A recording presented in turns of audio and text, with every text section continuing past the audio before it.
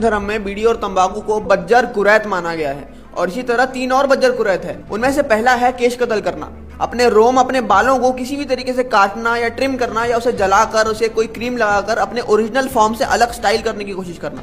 दूसरा है कुट्ठा मांस खाना, यानी कि हलाल किया हुआ मीट कंज्यूम करना, जिसमें कि जानवर को धीरे धीरे तड़पा तड़पा कर मारा जाता है। अब किसी भी तरीके का मांस खाना सही है या नहीं, इस पे एक पूरी अलग वीडियो बन सकती है, लेकिन कुट्ठा मांस खाना बज्जर कुरैत है। तीसरा है पराई स्त्री का संग करना, यानी कि अपने पार्टनर के अलावा किसी और के साथ फिजिकल रिलेशन बनाना। और चौथा है जगत जूठ तंबाकू का सेवन करना। ये चारों चीजें सबसे नीच मानी गई है और इन्हें ना करने की सख्त मनाही गुरु गोविंद सिंह जी ने 52 हुक्मों में अपने सिंहों को दी है, जो कि 52 ऑर्डर्स है जो गुरु पिता ने सचखंड श्री हजूर साहिब की धरती से अलोप होने से पहले अपने सिंहों को दिए थे। और इन्हीं की वजह से सिख बाकी धर्मों से अलग अपनी एक पहचान रखता है, एक रुतबा रखता है। लेकिन इन्हीं 52 हुक्मों में एक और हुक्म है, पर स्त्री माँ बहन ती करके जाननी। इन्हीं 52 हुक्मों में हुक्म ये भी है कि स्त्री दा मुंह नहीं फिटकारना। क्या कोई अपने माँ बहन बेटी को इस तरह जलील कर सकता है? वो भी तब जब उसके बच्चे वहाँ उसके साथ है, तब जब आपको दिख रहा है कि वो गांव देहात की मासूम औरत है, तब जब वो आपसे कमजोर है, तब जब वो पनाह लेने के लिए दरबार साहिब में आई है। उसे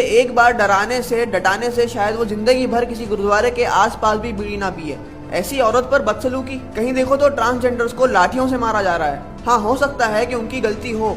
कुछ लोगों का कहना है कि वो वहाँ पर प्रोस्टिट्यूशन का धंधा चला रहे थे, लेकिन वो निहत्थे थे, कमजोर थे। शायद हम ये भूल रहे हैं कि हम उस वंश से आते हैं जहाँ पर चढ़ के आए दुश्मन को भी पहले वार करने का मौका दिया जाता है। तो क्या इन लोगों को समझाकर या डटाकर अपनी ताकत का प्रदर्शन किए बिना नहीं छोड़ा जा सकता था? और दूसरी तरफ वो जो ना कमजोर था ना निर्दोष, जिसने दरबार साहब में आकर सिर्फ दिखावे अपने कंटेंट और फेम के लिए जाने अनजाने में गुरुद्वारे में बेअदबी करी। और कमाल की बात है कि उसने अपने इंस्टाग्राम पे उसे ऐसे प्रेजेंट किया जैसे मानो कोई जंग जीत कर आ रहा हो, और वो बंदा सेवादारों की नजर में भी नहीं आया। दरबार साहब का परिसर जहाँ पर सेल्फी लेने पर भी सख्त मनाही है, वहाँ जाकर वो ऐसा वीडियो शूट कर वापस भी चला गया। ये जो थप्पड़ उस औरत को उस दिन लगे हैं, वही थप्पड़ अगर वहाँ पर उस बंदे को लगे होते तो आज दरबार साहब पर उंगली उठाने की किसी की हिम्मत नहीं होती और ना कोई दोबारा दरबार साहब के परिसर में ऐसी बेअदबी करता। वरना आज के लोगों के लिए वो एक गलत थप्पड़ ही काफी है पूरे कौम के सेवा बलिदान और लंगरों के ऊपर कीचड़ उछाल देने के लिए। किसी को अगर बुरा लगता हो तो लगे, लेकिन ये कट्टरता और धर्म का ठेका लेने की बीमारी सिखों में भी है, हिंदुओं में भी है, मुसलमानों में भी है और ईसाइयों में भी है। दिक्कत किसी धर्म में नहीं है,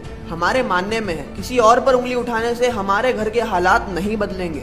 हालात तो तब बदलेंगे जब अपने धर्मों को हम सिर्फ मानने के बजाय पढ़कर, सुनकर, समझकर जान पाएंगे।